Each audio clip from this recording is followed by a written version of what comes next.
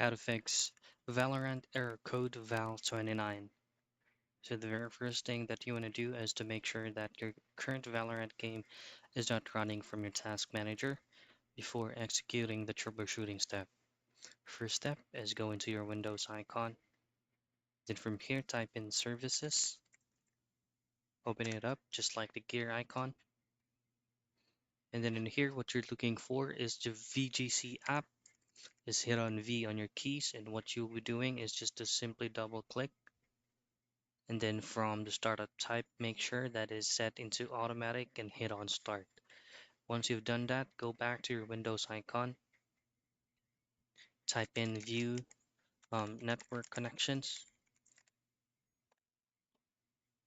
In here you just have to choose on your current Wi-Fi or your local area network. Double click, go to properties, choose on Internet Protocol version 4, properties again, and then at the second field choose on use the following DNS server addresses.